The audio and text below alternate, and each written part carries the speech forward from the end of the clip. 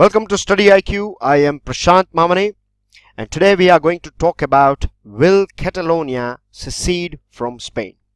Now you know that StudyIQ provides you current affairs analysis in two different sections. You are provided with the Hindu newspaper analysis in Hindi and English, and Press Information Bureau analysis in Hindi and English again. And on these two different platforms we have briefly discussed about this Catalonia and Spain issue, but today we are going to analyze it thoroughly, and we will, with the help of this discussion, we will develop our capacity, we will develop our understanding on what are the things going around in this part of the world. We are going to go through the history. We are going to see what are the current what is going on in the current context. We are also going to see a different timeline and what happened, what are the strong points of Catalonia, what are the weaker sides of Catalonia. All these things will be discussed on this platform. But before moving ahead, dear friends, let me introduce all of you to our Navratri and Pendrive Navratri offer, and that is pertaining to pendrive and tablet courses. Now StudyIQ provides you different pendrive and tablet courses for SSC, Bank, UPSC and other government exams as well. The most exciting thing about this pendrive and Android courses is that they are designed by some of the finest faculties of our country, that is India, and this itself vouches that this pendrive and tablet courses are going to be, in terms of quality, top of the range.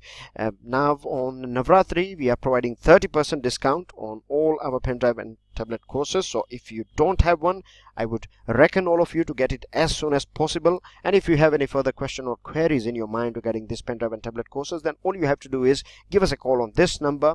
You can also check out our studyiq.com website as well, and to assist you we have chat support on our website too.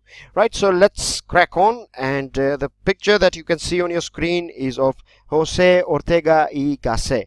He was a renowned philosopher. In fact, even today as well he has a sort of considerable reputation, and addressing Spanish Parliament in 1932 he said that a problem which cannot be solved, it can only be put up with. Other Spaniards must put up with Catalans, and Catalans must put up with other Spaniards. Basically what he was trying to say is that this issue of Catalonia seceding from Spain, or if the Catalonian people or the people from Catalonia, if they want to have a separate nation, then this thing is going to be a sort of a big problem. Right, it is not going to, there is no sort of easy answer for this thing, but the best thing what we can do at present is we can coexist. Spaniards and Catalans can coexist with each other, and this was said by this Spanish philosopher in 1932 when Ortega was basically, when he was speaking at that point of time. Spain was going through a sort of turbulent era because of Spain's Second Republic. And this was just before 1936 and 39 civil war, when Catalan secession briefly posed a challenge to Spain's unity. Dear friends, if you want to understand any particular thing or any topic, particularly pertaining to this sort of political issues, then it is always nice to start with the root cause of the whole issue or conflict. Here we are going to follow the same trend, but before going through the history, let's locate where this places or which part of the world we are talking about. So let's do some sort of cartographic work here. Right, so here you can see Spain. Right, here is Spain. The capital of Spain is Madrid, and with Spain you have another country, Portugal, and you know that in terms of Indian history, Portugal and India are sharing a relation because it was Vasco da Gama from Europe. He was the first one. Basically he was from Portugal. He is the person credited for finding India. Then the other thing that you can observe from this particular map is that France and Spain are sharing a land boundary with each other. Then other important items is that basically this whole part of Spain and Portugal is known as Iberian Peninsula. That means peninsula basically means any land body that is covered or that is surrounded by water from three sides. Here you can see on the eastern side you have Mediterranean Sea, on the western side you have Atlantic Ocean, and on the northern side you have Bay of Biscay. So that is the reason this part of the world is known as Iberian Peninsula. Now if we zoom this map a little bit, then we find that this part of Spain is the focus topic of the day. This is Catalonia, the one you can see on your screen, and right next to it you have one more area called Aragon. Now this one we are going to briefly talk about Aragon, so I would request all of you to pay attention to this part as well, but our major discussion is going to be limited with this Catalonia and its relation with the central government, that is the Madrid. Right, so let's crack on. Now if we start with the history of Catalonia, then we can see that it was an independent region of this Iberian Peninsula for the longest period of time before this formation of Spain and before the formation of Portugal as well. This part of Spain, or you can say Catalonia, had its own language. It in fact has its own language, and they have their own laws and customs, and they used to have it nearly 1,000 years ago as well. It was in 12th century when for the first time the word or the term Catalonia came in use. Remember this thing, we are talking about 12th century. And in 1150, right, the royal marriage took place between the Queen of Aragon. I told you this is the part we are talking about, Aragon. So Queen from here and a king from here, Barcelona. The Count of Barcelona, Petronelia, she is the queen, and Ramon, he is the king. So both of them got married, and after that it was decided that their dynasty is going to, or they are going to inherit this part of Spain. Or at that point of time it was not considered, or it was not known as Spain, it was known as Aragon and Catalonia. So it was decided that their sons or their kids or their future generation are going to be responsible for this area. Anyways, after that we see that many ups and down has gone, and this is a small brief timeline. If you start from here in 1469, we find that the Kingdom of Spain was founded in this year 1969. But right after 1969, the major event that took place in the world, and that has definitely changed the whole world, the history of the world, and in fact it has impacted Catalonia as well, and that took place in 1492, the discovery of Americas by Christopher Columbus. Now what happened? You know that this is Europe here, and this is Atlantic Ocean, and this is America, right? So Christopher Columbus, he started his journey on this uncharted Atlantic Ocean. He started towards the western side, and then he reached here. Once these places were discovered, so the trading between Europe, or you can say the Spanish part and this European part, this part started trading with each other, and because trading started taking place between this part of the world, this region that was having a sort of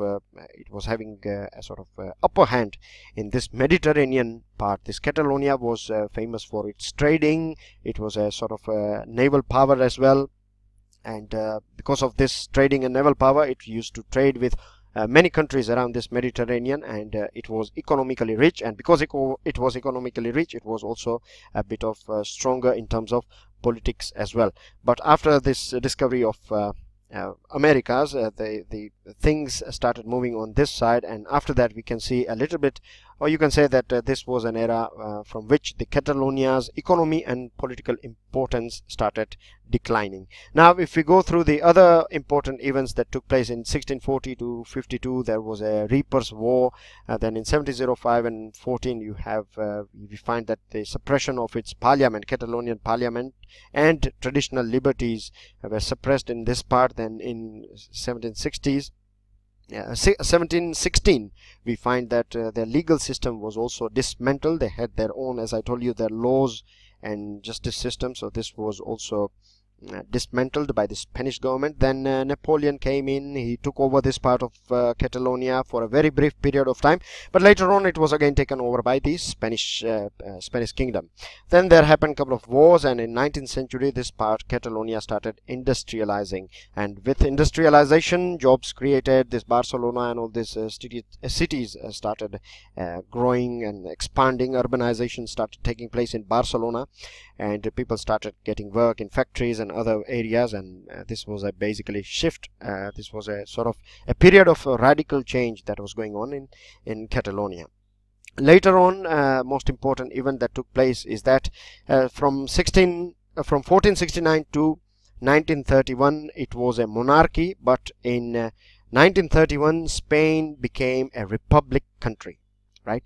But right after 1931, in 1936, a general, or you can say a dictator, known as Francisco Franco, he took over this country of Spain, and with it he also took over this part of Catalonia. Now this gentleman that you can see on your screen is General Francisco Franco, and as soon as he took over in 1938, there was a war in this part between Catalan and Spaniards, and this battle was known as Battle of Ebro. This took place in 1938, and in this battle he was quite heavy. He blowed some iron fist on the people of Catalonia, and nearly 3,500 people passed away, and many were forced into exiles, many were forced into jails as well, and this sort of things happened, or this took place. The suppression of, now this Catalonia was completely under the rule of General Francisco Franco. But in 1975 this general passed away, right, and after a couple of years, after 2 years basically, this part became a sort of democracy returned in this part of Spain. So the whole region of Spain became democratic, right, and with this the region was granted, this Catalonia was granted a degree of autonomy once more. And it started enjoying that. But in 2006, now of course I'm going to demonstrate, or I'm going to take you through the important, or what are the strengths and weaknesses, or if there are any, we are going to see regarding Catalonia. But one more important thing that I would like to highlight here is that the region's desire for autonomy were articulated in 2006, and this was a statute backed by Spanish and Catalan parliaments. Now remember, the unique thing about Catalan and this Catalonia and Spain is that Spain, that is in Madrid, the capital of Spain is Madrid, and it has its own parliament, right? So Spain has its own parliament, and in the same way Catalonia has its own parliament. So this is a unique thing. It is not a legislative assembly and a parliament. We are not talking here. It is a sort of you can say semi-federal structure, right? There are some powers in hands of this Catalonian parliament, and they have some financial control as well, but most of the part is covered by, or powers are tilted towards the central parliament.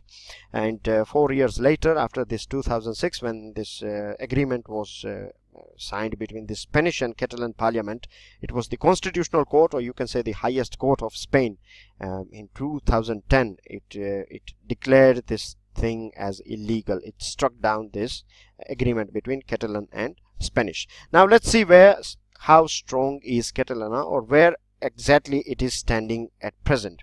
Now, as I told you, Catalonia is a region with its own culture. It has its own language, right? Its language is known as Catalan, and it has a recorded history of 1,000 years, and it is economically very powerful as well.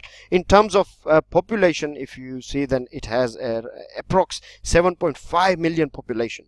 Now this is 1/6 of the total population of the Spain. So if you can see here, right, let's do some bit of map work here. So this is Spain here, and you can see 1/6 of population is just living in this part. The rest of the country is having 5/6 of it, isn't it? So this indicates that this is quite populated area, and 7.5 million population, that means it is bigger than Switzerland as well. As I told you, it has its own parliament, but the unique thing is that Catalonia has its own president as well. In terms of the size, then the capital of Catalonia, that is Barcelona, is the second largest city after Madrid in Spain. Now this city of Barcelona is quite famous, right? It is famous for many things. Say for example, I'm sure you are aware about this jersey of football jersey, and you can see Messi is written here. He plays for this team, Barcelona, and he's one of the best player in the world, and this team is also one of the most famous team in the world. The other thing is that the economy of Barcelona or Catalonia in altogether, you can say that it plays a major role. Particularly the Barcelona is considered as a sort of an economic hub of European Union, because here you find best world-class beach resorts, right? One of the finest resorts you can find here. And as I told you that this place, this Catalonia, is located on Mediterranean Sea. Now Spain itself is a bit of hot country, when I say hot in terms of temperature. So the people of England, Spain, Netherlands, then Scandinavian countries like Denmark and Finland and Sweden, they prefer, for them, if they want to take to escape the bone chilling winter of Europe, they travel to this part of Europe, that is Barcelona, because here the temperature is quite manageable and it is a fun place as well. So you have this luxurious resorts, then you have this street food. If you go to the street food market of Barcelona, then you would be surprised to find to know that you will find people from all around the world, not only Europe, but you will find all people, right? You will find different people coming from all parts and all corner of our earth. The other thing is that Barcelona has artworks, the paintings of one of the most renowned painters, Salvador Dali. This is a small example of his painting, but if you want to find out, if you want to get mesmerized, if you want to get awestruck, then what I would recommend is go online and check out Salvador Dali and his work, and you will be awestruck, trust me. In the same manner, you will be awestruck when you check the work, the buildings of a famous architect. His name is Antoni Gaudi, and this building here that you can see, it looks that this is going to be a toy or a fake building, but no, this is a real building, and this is not the only building that is designed by him. There are many other buildings in Barcelona that is work of this two genius, right? One genius, when I say building, it is here, and when I say artwork, then you have Salvador Dali. Apart from that, this Barcelona and Catalonia in fact is famous for biopharmaceuticals. It is famous for beverages like wine and beer and other items. Then you have chemical production factories here. Medical technology is quite advanced here. It became a sort of, it presented itself in a very good manner, particularly in the 1992 Summer Olympics, and after that it has managed to attract people from all different parts of the world as tourists. And you can see here that, say for example, if in Spain, if you have 100 tourists coming to Spain, then nearly 25 or more than that would definitely visit Catalonia and Barcelona. So you can understand that tourism is a big economic activity, that is, or it is a sector, service sector, which is quite developed in Barcelona. And apart from that, there are many trade fairs as well, international trade fairs that do take place in this part of Catalonia. Now, if we have a sort of quick glance over the figures, then we find that as per the Organization for Economic Cooperation and Development, that is OECD, as per OECD, the gross domestic product of this Catalonia is $314 billion. Can you imagine $314 billion? In terms of, if say for example, if it is an sort of an independent country, then it would be the 34th largest economy in the world. Imagine 34th. This is not a small thing, and it would be bigger than Portugal and Hong Kong as well. We know Hong Kong is quite, it is a very developed nation. Portugal is in between somewhere, but Hong Kong is of course one of the best places, and it was developed by British government, and it was in 1999 when they hand over it back to China.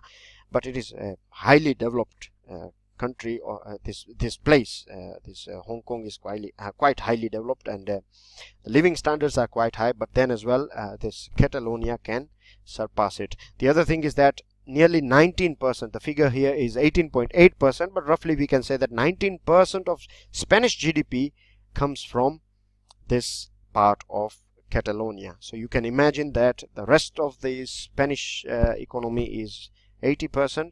The 20%, nearly 20% is coming from this part. In terms of GDP per capita, it is $35,000.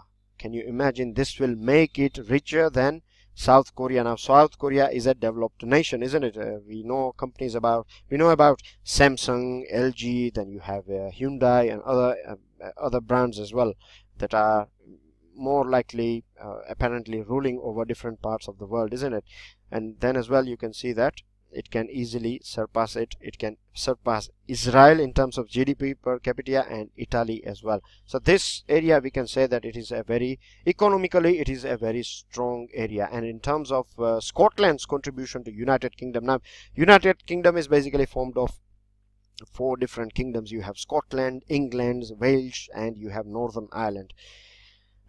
This 4 together makes United Kingdom, and the contribution done, or the contribution of Scotland to United Kingdom, is less when we compare these Catalonia's contribution to Spanish economy. So in this way it can claim as well, because Scotland had gone through a sort of referendum in 2014. Of course the vote was no. The result was that no, the people of Scotland would not like to secede from United Kingdom, but it was in 2014, and the main thing was that it was about the sharing of taxes. Scotland was saying that we are giving more to the UK, and the revenue that we get from it, right, the grants and aids that we get from the central government or the UK or the British Parliament, or you can say that from London basically, is quite low compared to what we are contributing. So this was the issue of Scotland. And something similar is here as well. We will talk about it in next slide. But one thing that in which this Catalonia is lacking, and is military. If it is very natural, and it is very a common thing, isn't it, to understand that if you want to work, if you want to become a nation, right, if you want to stand on your own feet, then of course you would require a military to protect your borders. What will happen if in this case, even if it is a sort of it is doing well in terms of economy, but say for example after 1st October on which the voting is going to take place, hopefully, let's see, we have to wait and watch, but even if the voting says yes, and if it manages to become a separate country, then without military, Spain can attack this part anytime and it can conquer it again. So without military, this is a big weakness on the side of Catalonia. Now, why it all started? Now, once we have, I'm sure now you have a basic understanding of the economy and the power of this Catalonia. So let's see what happened. Now, we know that in a recession, 2008 was an year in which we saw many changes, like USA was in deep recession, European Union was in recession, and so of course was Spain as well. Now, because of this economic crisis in 2008, nearly 19% of Catalonian people became unemployed. When we compare this with national average of Spain, then it was Spain in together was 21% people were not out of job, and in Catalonia it was 19%, because as I told you, it is based on tourism and other things. So naturally, if Europe is going through crisis, then people will not prefer to spend their money in luxurious items and in traveling around. They will try to save the money, so they will refrain from traveling this part, and in this way the business was down. So what Catalonia was arguing, or at present as well, it is arguing that we are paying more tax, right? 20% of GDP of Spain is coming from here, nearly 20% or 19% to be precise. And what we get back is very much less. So what is happening is that we are earning, we are doing all this hard work, and what happens is the money that we are generating is being provided to other poor parts of Spain, and which is in point of view of Catalonia, this is a sort of a not fair game at all. And this is one of the reason why all these things started rapidly after 2008. After Catalonia's government staged a non-binding independence vote. This took place in 2014. At that point of time, the leader was Artur Mas, the person that you can see on your screen, and as you can see, Catalonia is quite very close to his heart. So he decided to go ahead with this sort of referendum, and this was considered illegal by the central by the court, and he was fined.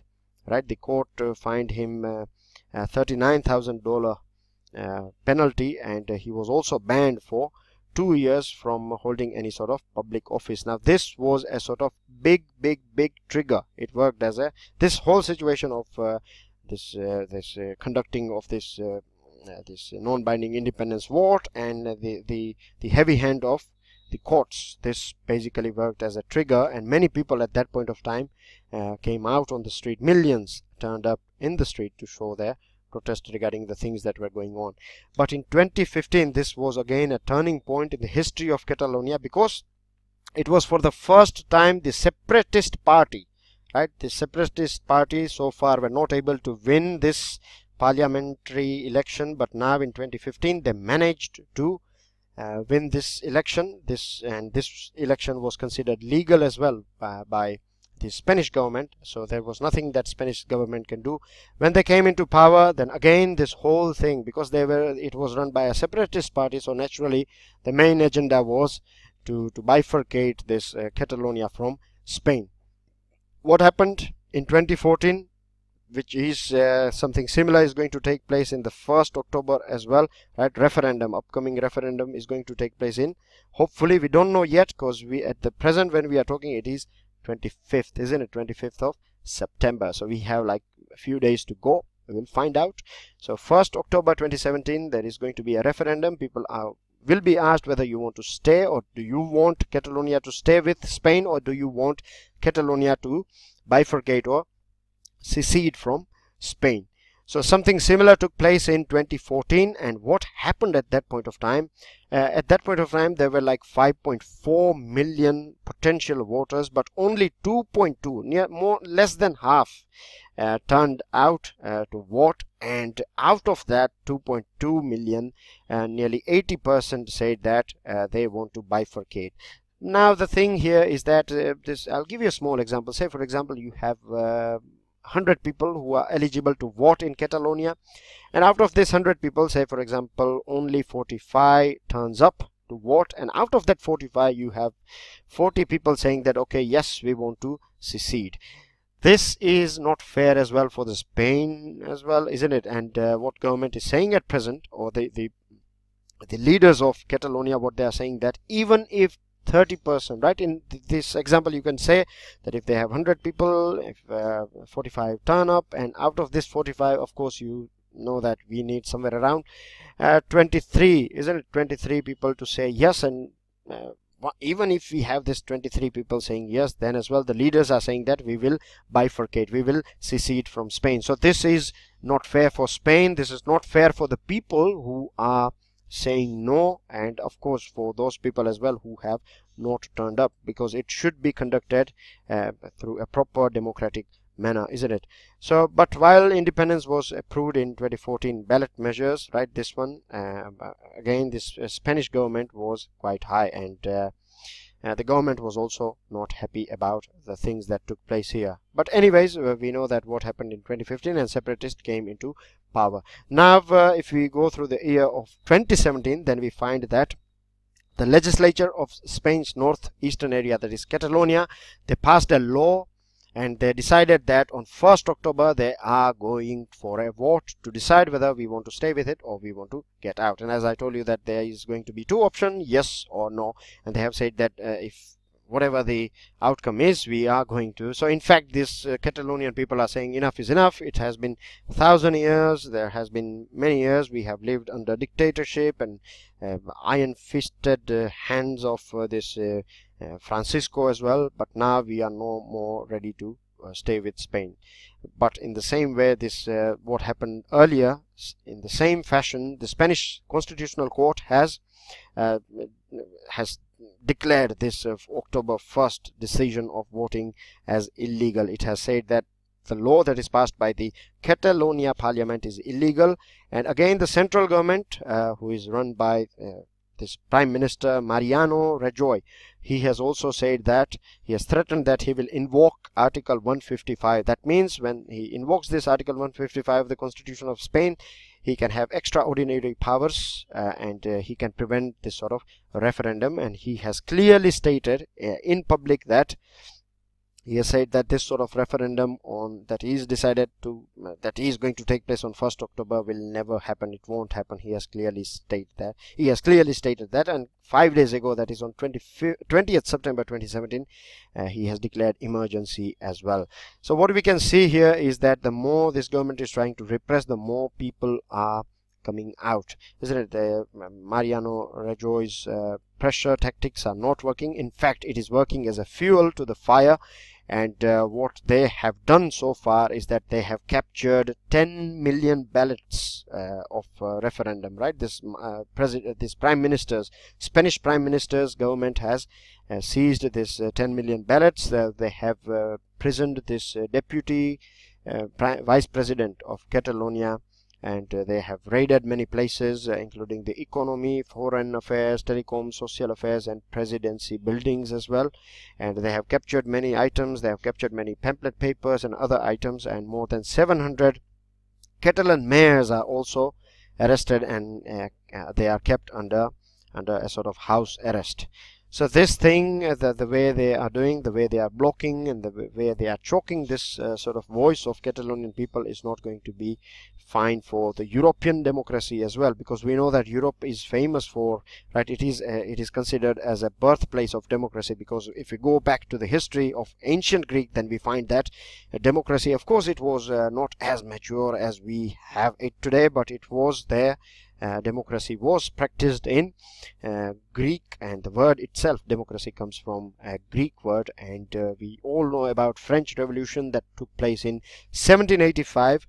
And the French Revolution, this was the revolution through which we got the words and ideology of liberalism, that is basically freedom, equal opportunity, and freedom of speech, sovereignty, representative government. At the time of Scotland referendum, what European Union did, the European Union that generally takes pride in its democracy and its freedom and equal opportunity and speech, freedom of speech and sovereignty, at that point of time it kept its mouth shut, right? Rather than coming out and voicing or saying that whatever Scotland is doing is right or wrong, whether they should have took a stand, but at that point of time the European Union remained mum, and that basically they kept their mouth closed. And the time of Hungary and Poland, which again these two are countries of European Union, the European Union was a bit sort of okayish. It was not that loud, but there was a bit of support provided to